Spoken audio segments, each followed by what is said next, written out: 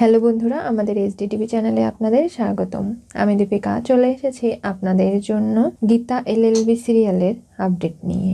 মেহেক যখন অঙ্কিতের সঙ্গে কথা বলছিল, হঠাৎই এসে ফোনটা কেড়ে নেয় কৃপানের মা। বলে, কার সঙ্গে কথা বলছো দেখি। ওপাশ থেকে কি বলবে না বলবে অঙ্কিত বুঝে উঠতে পারছে না। তখনই সে বলে সে ফলওয়ালা, সে ফল বিক্রি করে।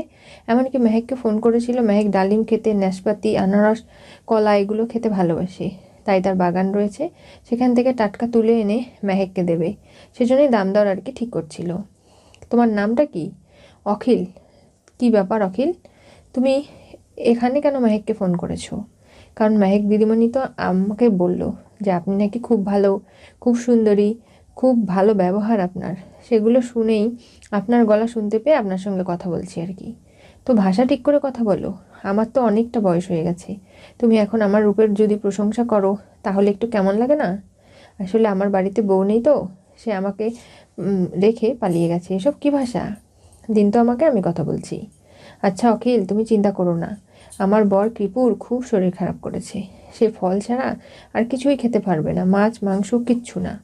তাই তুমি ফ্রেশ ফলগুলো পাঠিয়ে দিও, আমার বরকে খাওয়াতে হবে। আর আমি দিরাগমনে বাবার বাড়িতে যাচ্ছি, সেখানে পাঠালেই ভালো হয়। আর তুমি তো জানো, তোমার বাগানের ফল খেয়ে আমাদের গুষ্টি বড় হলো। কি?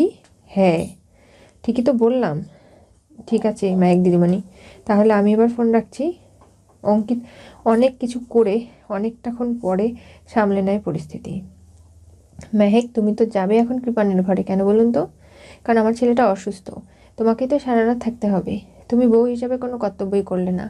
পদ্ম সমস্ত দায় দায়িত্ব কর্তব্য পালন করলো, সব কিছু করছে মেয়েটা, তুমি কি করছো?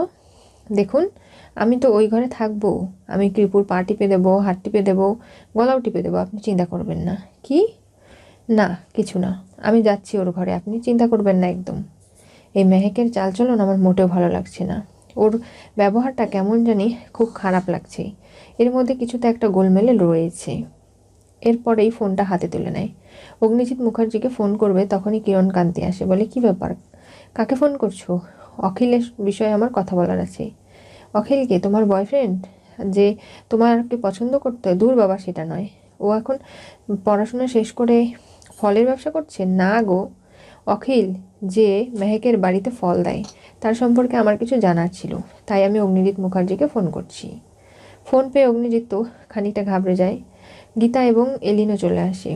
বলে, লাউড স্পিকার দিন, আমরা কথাও শুনবো। কি ব্যাপার, আপনি ফোন করলেন? আপনি অখিল নামে কাউকে চেনেন? কে অখিল? যে আপনাদের বাড়িতে ফল বিক্রি করে, সারা বছর জুড়ে ফল দেয়, যার ফল খেয়ে আপনাদের গুষ্টি বড় হলো? কি বলছেন কি?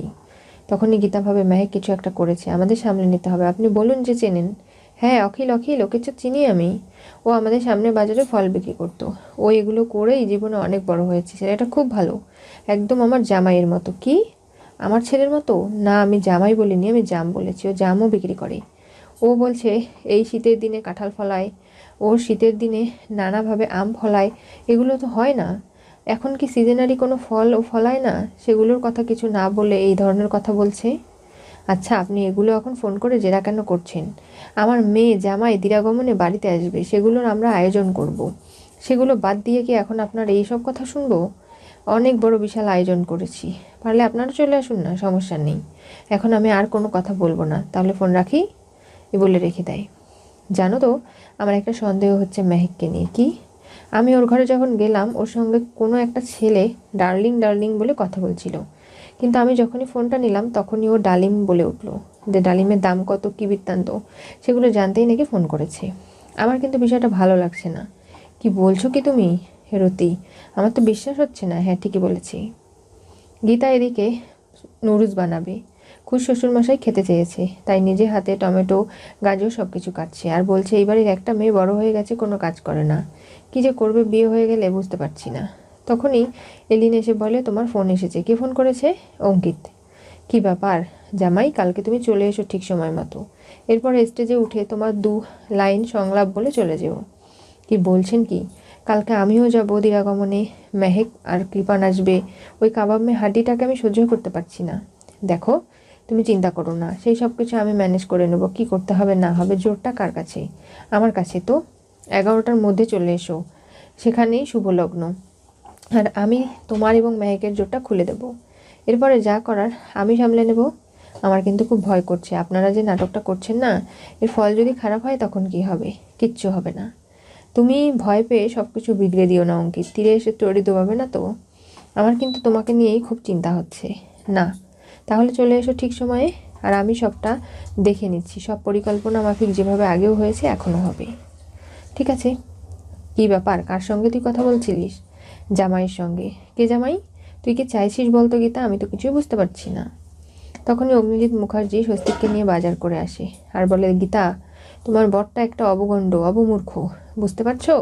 বাজারে গিয়ে মাছ মাংস কিছুরই দাম জানে না, এমনকি তেলাপিয়া মাছকে বলছে কই মাছ, আর পাপসে মাছ না খুঁজে পেয়ে অন্য মাছকে বলছে। তাহলে ওর দ্বারা কী হবে? আমি কি কখনো বাজারে যাই? কেন যান না আপনি? শিখতে হবে না বাজার করা? এই জুতো পরে একদম রান্নাঘরে যাবে না, জুতো খুলে যা বলছি। স্বস্তিক গিয়ে ব্যাগগুলো রেখে দেয়, বলে, খুব ভালো ভালো খাবার রান্না হবে তাই না? তা তো হবেই। কী শিখেছো স্বস্তিক জীবনে? শুধু একটা কাজই ভালো করতে পারো, বউয়ের সঙ্গে চুটিয়ে প্রেম। দেখেছো, জেঠুর মুখে এখন কোনো কথাই আটকায় না, সব ধরনের কথা বলতে পারে জেঠু। আর এই মানুষটাকে আমি চিনতেই পারছি না। তখন অগ্নিজিৎ মুখার্জি নিজের জিভে কামড় দিয়ে বলে, ঠিক আছে গীতা, আমার জন্য এক কাপ চা দাও তো। ডাইনিং টেবিলে বসে পড়ে। গীতা তখনই চায়ের প্রস্তুতি নেয় আর ভাবতে লাগে যে কি করবে। তখনই মেহেক ফোন করে। কি ব্যাপার মেহেক, ওপাশে সবটা কিছু ঠিক আছে তো? তুমি সবটা গুছিয়ে নিয়েছো আসার আগে? হ্যাঁ, দেখো, আমার পাপাকে কেউ শাস্তি দিতে পারবে না, আমি সমস্ত প্রমাণ নিয়ে নিয়েছি। 11টার মধ্যে আমি ঢুকে যাব, এমনকি যে লগ্নে আমাদের জোর খোলার কথা সেটাই হবে। দিরাগমনে কোনো সমস্যা হবে না, তুমি দেখে নিও। ঠিক আছে মেহেক, আমি এবার দেখিয়ে দেব আমি মুখার্জি পরিবারের মেয়ে। কত ধানে কত চাল, ওই কিরণ কান্তিকে এবার বোঝাতে হবে, তাছাড়া তো কোনো উপায় নেই। এই বলে ফোন রেখে দেবে। তখনই কৃপানের মা চলে আসে। বলে, কি ব্যাপার? ওই যে চলে এসেছে ওর মা, রাখো ফোনটা এবার। কি খাবে তুমি? কি ব্যাপার? আমি ফুলকো ফুলকো লুচি আর নতুন আলুর তরকারি করে দিন, সেগুলো খাবো। কিন্তু তুমি যে এগুলো খাচ্ছ, কৃপান কি খাবে? ও বার্লি খাবে, সাবু খাবে, ও তো অসুস্থ। তাহলে ওকে দিরাগমনে যে ভালো ভালো রান্নাবান্না হচ্ছে, ও কি খাবে? দেখুন, ওখানে গিয়ে ও যদি খেতে না পারে, আপনার এত চিন্তা হয়, তাহলে আপনার ছেলেকে নিজের কাছে রেখে দিন। কালকে না হয় দিরাগমন শেষে ওকে পাঠিয়ে দেবেন, ও চলে যাবে। কি বলছো কি মেহেক? এটা কি কখনো হয়? সব নিয়মেরই একটা মাহাত্ম্য মহিমা রয়েছে, তুমি সেগুলো মানবে না? এ বাড়িতে এসেছো থেকে তো নিজের মন মর্জি মতো চলছো, তাহলে এখন কেন এগুলো করছো? আরে আপনিই তো বললেন, তাহলে এক কাজ করুন, আপনার ছেলেকে নিয়ে আপনি চলুন। টিপু টিপু করে চিৎকার করতে লাগে। তখনই মেহেক অভিযোগ করতে যাবে, কিরণ কান্তি চলে আসে। বলে, কি হচ্ছে কি এখানে? কিছু না, দেখুন না আমার সঙ্গে কেমন ব্যবহার করছে, হিংসুটি একটা শাশুড়ি কোথাকার। আমার পিছনে কুচুটিগিরি করছে, তো কি করব? তুমি এসেছো থেকে রেস্টুরেন্টে খেতে যাচ্ছ, ঘুরে বেড়াচ্ছ, যখন খুশি তখন বেরিয়ে যাচ্ছ, নানাভাবে নিজেকে নিজের মতো রেখেছো। আমার ছেলেকে তো এতটুকু তুমি ভালোবাসো না? যা করার পদ্ম করে দিয়েছো, ওর কাপড় চোপড় তুমি গুছিয়ে দিয়েছো না তো? সেগুলো গুছায়নি। পদ্ম এসে বলে, আমি সবটা করে দিয়েছি। তুমি এত সুন্দর সাজগোজ করলে যে দিরাগমনে যাব তাই। কার দিরাগমন? মেহেক দিদি যাচ্ছে, তার সঙ্গে আমাকে যেতে হবে না? কৃপানবাবু তো অসুস্থ, ওনাকে দেখাশোনা করারও তো একজন লোক দরকার, তাই আর কি যাচ্ছি। দেখো, তুমি এরকম করে প্রশ্ন কেন করছো পদ্মকে? ও যাচ্ছে যাক না, ওকে ছেড়ে দাও। আর তুমি কালকে রাত্রে আমার ছেলের ঘরে ছিলে না তাই না? পদ্ম মুখ ফুসকে বলে ফেলে, সারা রাত কৃপানে সেবা করেছে, আর সেটা শুনেই কিভাবে সামলাবে? মেঘ বলে, শুনুন, আমি না ঘুম পাগলা, আমি কোনোভাবেই রাত্রে না ঘুমিয়ে থাকতে পারি না। তাই আমি আপনার ছেলের পাশে থাকে সেবা করব, আমি ঘুমাবো কখন? তাই আমি কিছু করতে পারিনি, যা করার পদ্ম করেছে, তাতে কি হয়েছে, একজন করলেই হয়ে যায়। বলে মেহেক যখন চলে যেতে লাগে, ঠিক সেই মুহূর্তে হাত টেনে ধরে কৃপানের মা আর বলে, কি ব্যাপার? আমি কিছু বুঝতে পারছি না মেহেক, তোমার মতো ঠান্ডা শিষ্ট আমি কখনো এত ভালো মেয়ে দেখিনি। তাহলে সেখানে তুমি এরকম মিস্টিরিয়াস ব্যবহার কী করে করছো? আমি তোমাকে বুঝতে পারছি না। তুমি আসলেই কি কোনো খেলা খেলছো, নাকি এই বাড়িতে সত্যি তুমি বউ হয়ে এসেছো থেকে তোমার ব্যবহার আচরণ পাল্টে গেছে? তখনই মেহেক বলে, দেখুন, এরকম করে ছেলের বউয়ের হাত ধরতে নেই, আমার লাগছে। আর ছেলের বউরা তো মেয়ের মতো হয় তাই না? আরটা ছেড়ে দিন বলছি। এই বলে শক্ত করে ধরে রাখা হাত ছুটিয়ে মেহেক চলে যায় ভেতরে। পদ্ম বলে, আপনারা ঝগড়া করবেন না, আমি দেখছি।